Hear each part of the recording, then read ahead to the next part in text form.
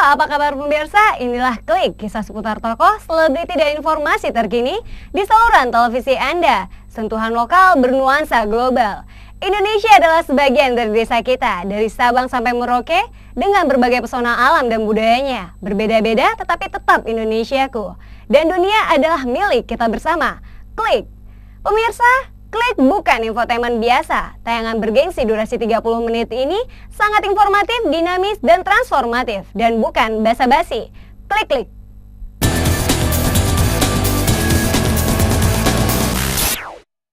Kita mulai dari kisah Nano Riantiarno yang lagi sibuk ngedrill 4 semester menjadi 4 hari di Akademi Kesenian Melayu Riau.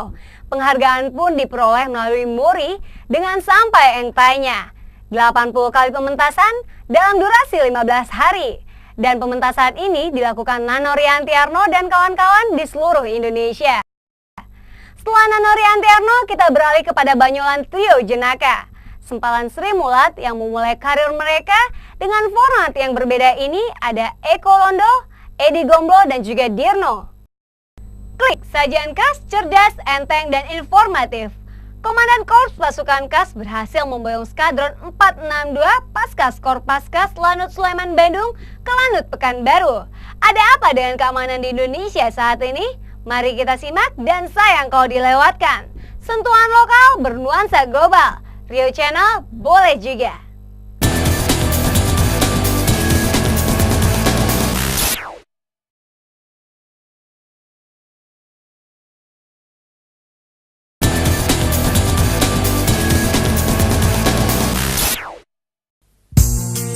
Kami bangsa Indonesia, berbangsa tanah, tanah air Indonesia.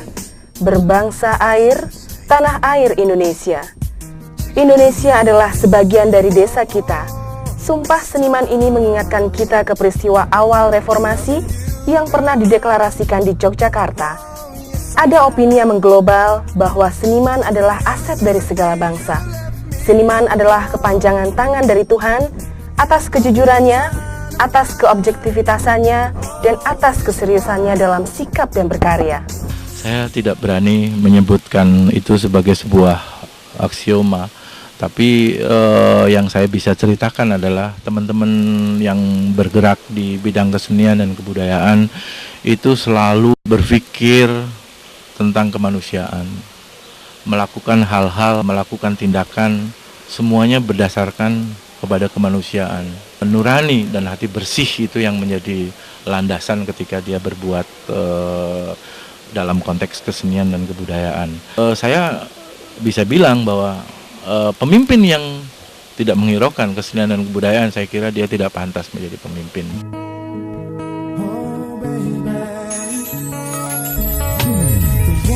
Itulah logika mandek yang sedang bergelayut di ubun-ubun Nano Riantiarno. Sutradara dan aktor kawakan sekaligus penulis skenario yang lulus Akademi Teater Indonesia dan Sekolah Tinggi Filsafat di Jakarta ini mengamati pementasan teater terbuka Republik Negeri Antah Berantah ini seperti sedang menuju babak sampaan tanpa konsep. Sektarianisme dan separatisme muncul karena dipicu dengan pemilihan presiden yang selalu berakibat konflik horizontal. Peristiwa Ambon, Maluku, Aceh, dan Poso seperti sudah tidak terbantahkan lagi. Ingat bahwa kita sedang menuju pluralitas dan budaya yang lebih mengglobal. Para politikus itu supaya orang-orang teater yang tidak memiliki pengalaman teater, jadi mereka itu melakukan hal-hal yang sangat tidak komunikatif. Dalam pengertian barangkali pengetahuan dalam tanda petik teater mereka tidak tuntas. Kadang-kadang guyonannya sangat tidak lucu. Gitu. Statement mereka justru malah menerbitkan hal-hal yang lucu, gitu kan, aneh kan. Dan saya melihat dari sejak kampanye pemilu legislatif sampai dengan kampanye presiden sampai sekarang, itu nyaris sebagian besar dari politikus kita tidak concern terhadap hal-hal yang konkret di depan mata. Seakan-akan menerbitkan kesan bahwa yang dikejar hanyalah kursi gitu. Kami semua menunggu statement atau tindakan yang terjadi ketika banjir datang, ketika demam berdarah menyerang, ketika Ambon meledak, ketika hal-hal yang di depan mata yang justru harus ditangani secara secara sigap. Statement tentang itu tidak pernah kita dengar. Artinya concern terhadap hal yang memprihatinkan seperti itu tidak bisa kita rasakan. Kalau mereka sudah jadi pemimpin, terus apa yang mereka lakukan nantinya?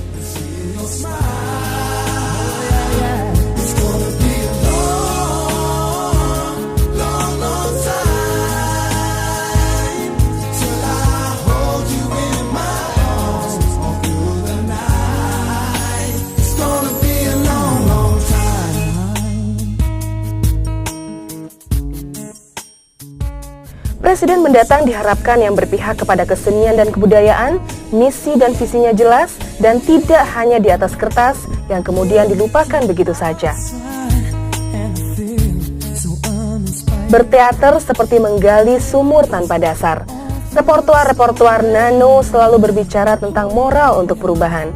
Pendiri teater Koma 1 Maret 77 yang lahir di Cirebon, Jawa Barat 6 Juni 49 ini ketika ditemui sedang bercengkrama asik masyuk bersama tokoh Riau Al-Azhar setelah istirahat ngedril 4 semester menjadi 4 hari di Akademi Kesenian Melayu Riau, AKMR, Bandar Serai, Pekanbaru, pekan lalu. Nano tetap berkeyakinan bahwa kesenian dan kebudayaan adalah jantung dari setiap bangsa, dan teater adalah kawah candra di mukanya dalam membangun watak bangsa yang lebih kuat, tangguh, dan penuh tanggung jawab. Ayah 3 anak dari perkawinannya dengan Ratna yang pernah mentas di Singapura dan pernah mendapat penghargaan Muri dengan repertoar Sampai Intiknya yang 80 kali mentas dengan durasi 15 hari di seluruh Indonesia ini sekarang sedang sibuk lagi dengan trilogi bagongnya yang kedua. Repertoar ini diberi nama Republik Togok. Nano mengharapkan dari Republik Togok ini nanti perubahan-perubahan yang akan terjadi lebih kepada proses membangun yang lebih signifikan untuk masa yang akan datang. Masalah lokalitas atau teater lokal, menurut suami Ratna yang hobinya makan udang ini, tentu akan lebih penting ketika perbedaan-perbedaan itu justru menjadi warna pelangi Indonesia. Meski begitu, warna lokal juga tidak perlu harus diartikan sebagai satu-satunya jalan untuk merumuskan teater Indonesia.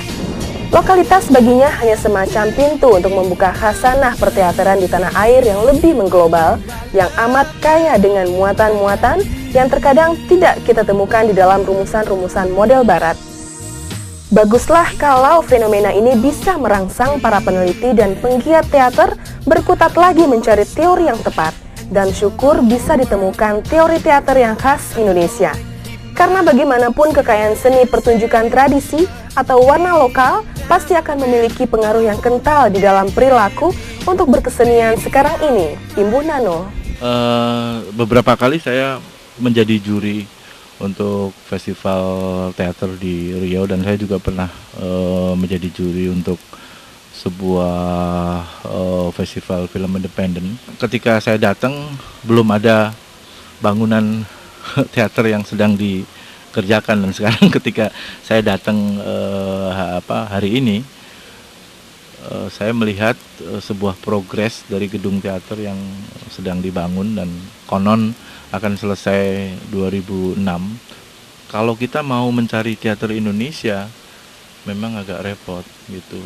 Justru kalau kita tekun menggali, mengeksplor apa yang terjadi di sekeliling kita dalam pengertian lokalitas, mungkin justru itu akan menciptakan kekayaan di dalam apa yang sering kita sebut sebagai teater Indonesia gitu, dan itu yang dilakukan oleh kawan-kawan teater di Riau. Kita juga mengharapkan agar pemerintah nanti tidak hanya bisa berteater tanpa bisa memberikan komunikasi yang benar kepada rakyat, sehingga rakyat tidak bingung dan pemerintah pun juga tidak linglung. Pesan terakhir ini seperti apa yang akan disampaikan Nano Riantiarno melalui Republik Togok dan Bilung di episode 2 nanti.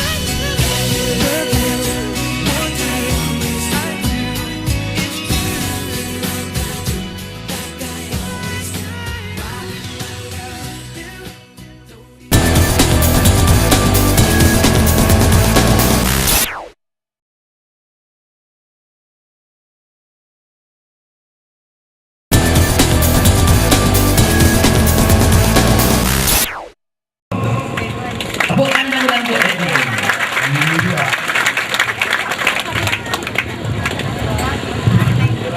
Jangan takut panas. Paskas tidak boleh takut panas. Nah, hormat.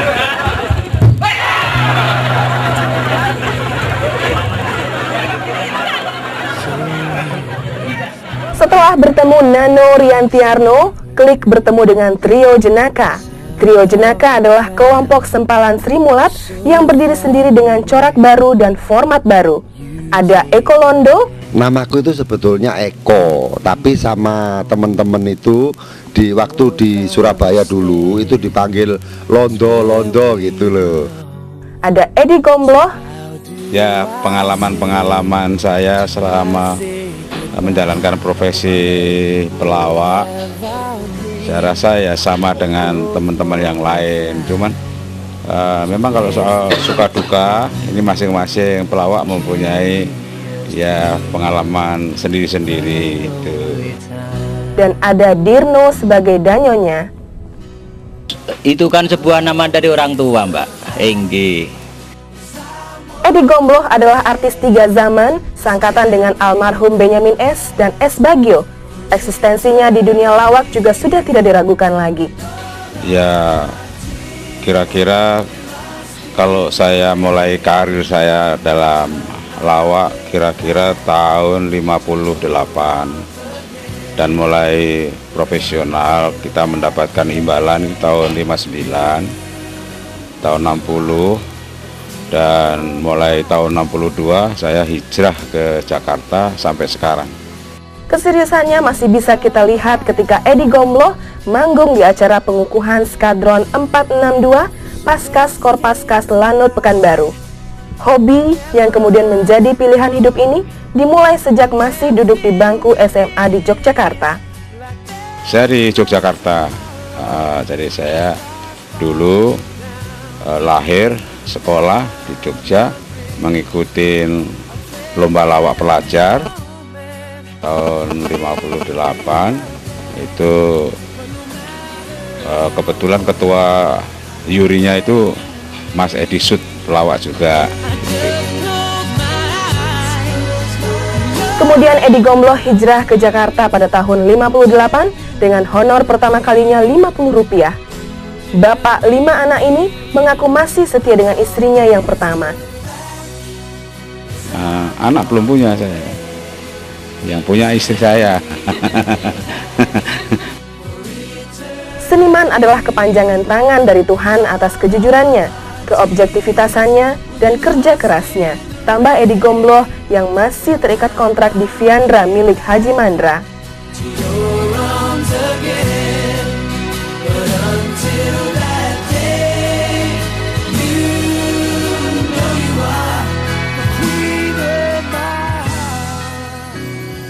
Sementara Eko Londo yang mempunyai khas rambut dijambul seperti Gogon ini mengaku sempat manggung di Suriname. Melawak menjadi profesi sejak tahun 90. Saya lawak mulai dijadikan pegangan hidup itu mulai tahun 90. Tahun 84 saya ikut di Sri Mulat.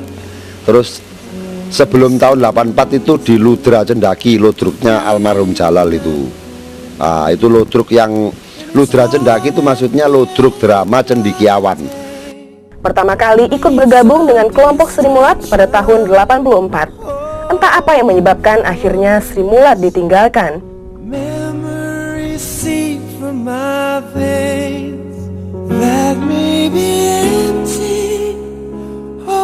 Kita beralih ke Danyon Dirno. Danyon adalah singkatan dari Komandan Guyon. Danyon Trio Jenaka sementara dipercayakan kepada Dirno yang punya khas dan logat Madura ini. Itu kan sebuah nama dari orang tua, Mbak. Enggi. Dirno itu punya singkatan 5 huruf D, I, R, N, dan O. D, dedikasi dan disiplin sangat tinggi. I, iman dan taat kepada Tuhan dari moto hidupnya. R, rela berkorban kalau ketemu cewek yang cantik-cantik begini, Mbak. N, nerima pemberian Tuhan dalam hal rezeki. Dikasih syukur tidak ya kita nyari. O, orangnya enak, pandai bergaul dan romantis. Religiositasnya kadang muncul dengan tidak sengaja, seperti pengalaman-pengalaman kecil dengan bapaknya. Darno mengaku tidak tahu menau tentang pecahnya Sri Mulat. Tapi mencari rezeki bisa di mana-mana dan jangan ada batas. Ingat kita akan hidup 1000 tahun lagi, katanya.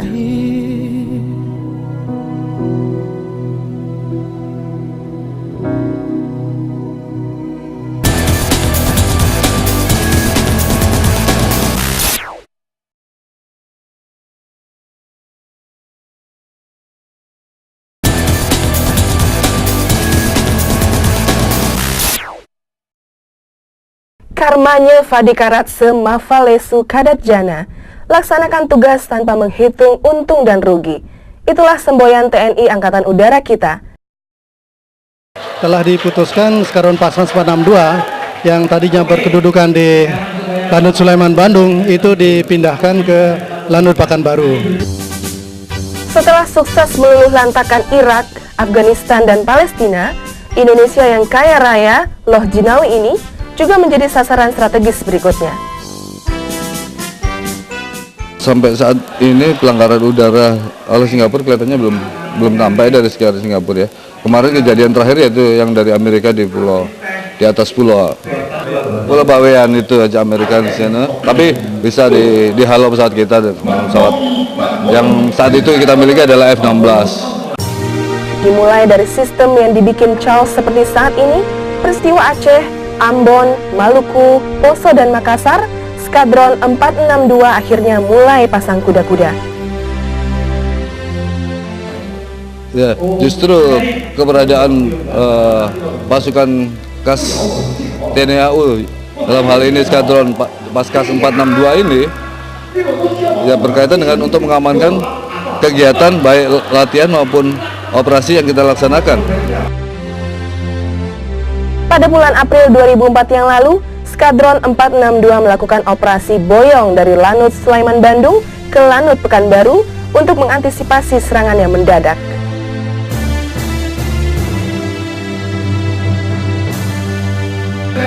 Saya selaku keamanan pangkalan di sini menghimbau kepada masyarakat Riau. Kami tidak melarang masyarakat Riau masuk sini.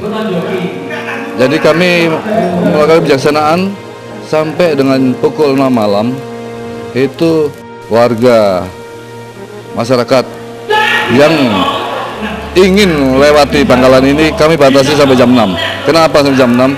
Karena kami punya beberapa peralatan yang harganya mahal dan dibeli dari uang rakyat.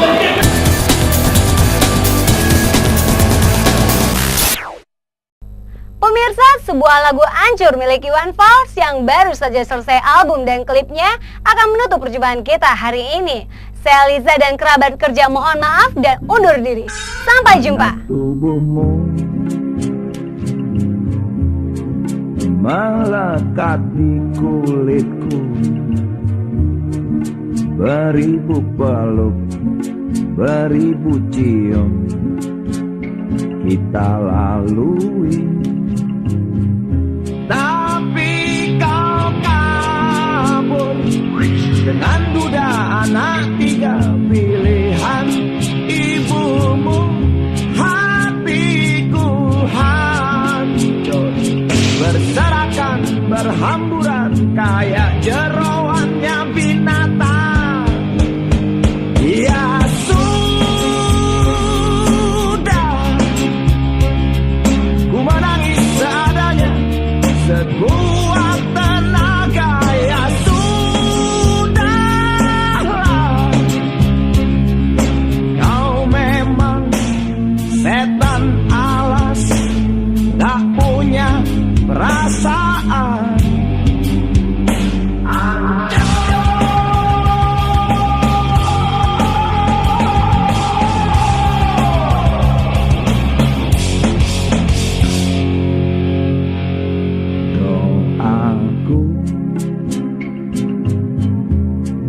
Di akad nikahmu, semoga si duda diracun orang biar terus mampu